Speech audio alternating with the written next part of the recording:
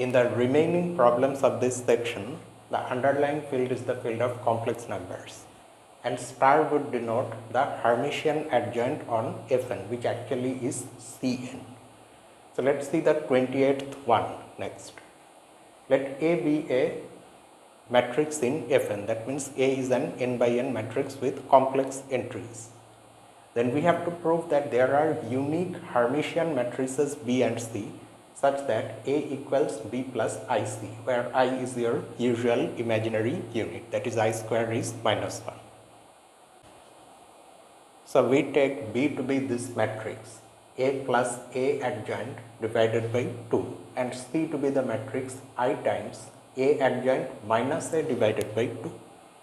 And now we are first of all going to show that B and C are both Hermitian, and then we would show that they satisfy this equation. So let us calculate the adjoint of B, which of course is the adjoint of this, and then 2 comes outside of the adjoint because 2 is a real number. Actually you should interpret this 2 as 1 divided by 2, by which we are multiplying the sum A plus A adjoint. But anyway, you can write like this also. So the adjoint is now over A plus A adjoint. And we know that it will get distributed over the sum. So that way we get A adjoint plus the adjoint of A adjoint. And this thing also you know is equal to A.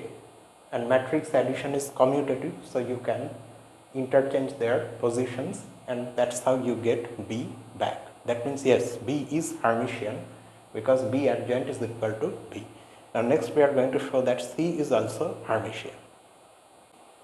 So next we calculate C adjoint, which is the adjoint of this I times A adjoint minus A divided by 2.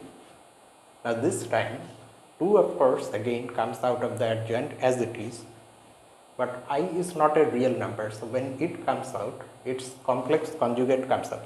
Actually here we are actually taking the complex conjugate of 2 outside, really strictly speaking, but because that is again equal to 2, so we do not see any change. Here however, when we take I outside, its complex conjugate comes out, that which is minus I, and then the adjoint is over A adjoint minus A, and then usually the adjoint gets distributed, and then it becomes A, just like that one. Because of this minus sign, in place of A minus A adjoint, we can write A adjoint minus A, but then we don't have this minus anymore. But this is just again C. So that's how, just like B, C is also Hermitian. So B and C are Hermitian, and next we calculate B plus IC, which is this. Because C already has an I in it, so that gets multiplied with this I and gives us minus 1. And then you can clearly see that A adjoint divided by 2 minus A adjoint divided by 2, they vanish. And you are left with A over 2 minus and minus means plus, plus A over 2, so that is finally A. So yes. So your chosen B and C are really Hermitian matrices such that A equals B plus IC. But that is just half the solution. You then have to prove that this B and C are unique.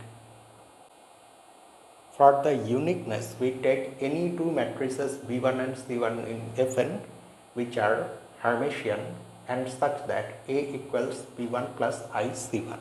That means B1 is like that B and C1 is like that C. But already we know that A is equal to B plus IC.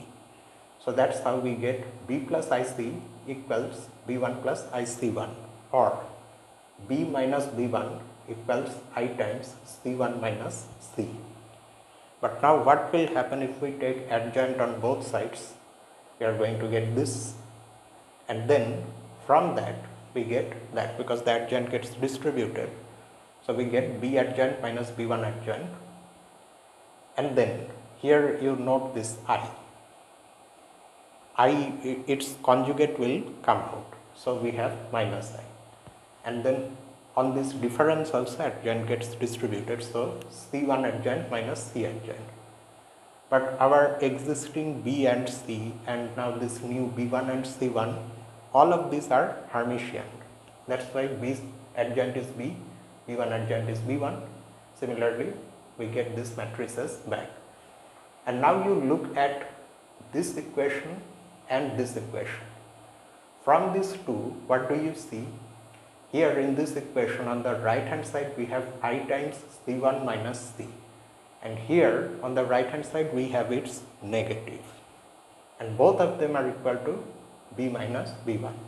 So B minus B1 is equal to its own negative, or 2 times B minus B1 is 0. Now 2 of course is not 0 because we are talking about the complex number 2.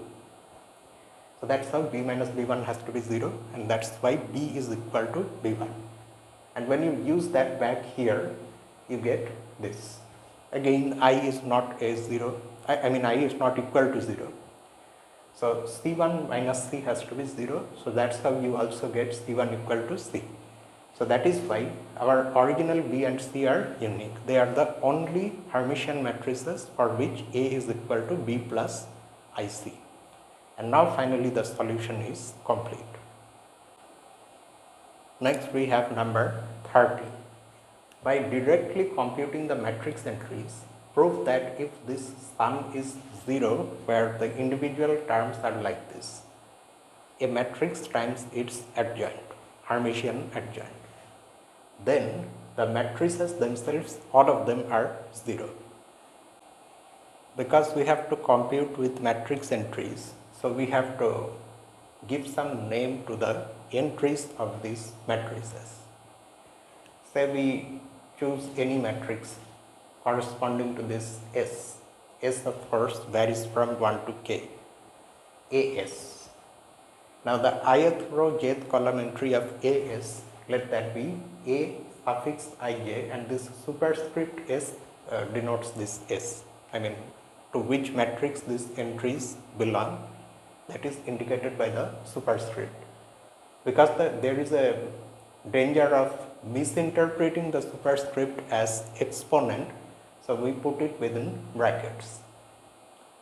Alright, then with this, if we calculate AS transpose, not transpose, AS adjoint, then what shall we get?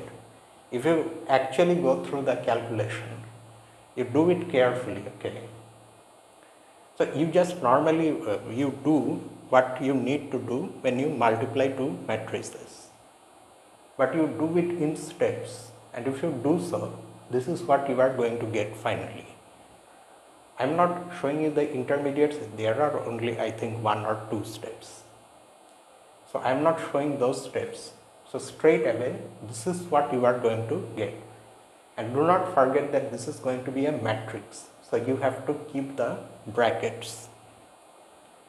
And the ith row jth column entry of this product is going to be this, which is a sum. Summation of AITS times AJT bar. Actually what happens, let me just tell you a little about why we are getting this. What do you do when you apply the Hermitian adjoint to a matrix? You take the complex conjugates of all the entries, and you also take transpose. Because you take transpose, actually you should have got TJ here, but because of that transpose, JT appears. And because you are also taking complex conjugate, you have this bar. That's it. But then,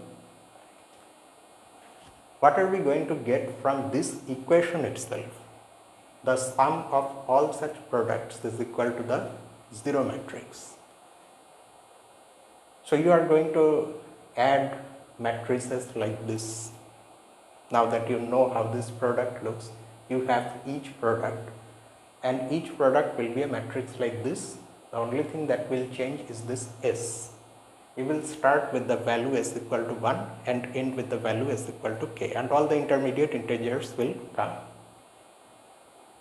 Okay, and that is equal to the 0 matrix. So now in that sum, that is in this sum, what will be the ith row jth column entry? Because after all this is a matrix, right? that ith row jth column entry will be this, which will be obtained by adding up all the ith row jth column entries of these individual products. So you get another outer sum, and this time s varies from 1 to k. So this is where we stand, and actually this is not complete. I need to write for all I and j. And then what are we going to get from that? So this is equal to 0 for all I and j. Okay. In particular, if I is equal to j, then also we are going to get this. And in that case, the last equation above means this one reduces to this. What happens if I is equal to j? Then you are looking at the product of a complex number and its complex conjugate. So that equals the square of its absolute value. That is AITS absolute value square, and that is equal to 0. So what does this equation tell you? It tells you that it's a big sum, because here s is also changing, t is also changing. So you are going to get many terms, but all of them will be equal to 0. Why? Because in this entire sum, the terms are non-negative real numbers, and when a sum of a number of non-negative real numbers is 0, then each one of them has to be 0. So that's what we are going to next get. So all these terms are 0. Okay, for all I, t and s, all of these terms are 0 first. But then if the square of the absolute value of a complex number is 0, then the complex number itself is 0. Now if you fix s of course takes the integer values from 1 to k. Say you fix s, then for any such fixed s, these things are 0 for all I and t. But that just simply means that all the entries of this specific matrix AS are 0. So AS is the 0 matrix. Similarly, now if you vary, this is true for all S. So obviously all the AIs are equal to 0, and that's what we wanted to show.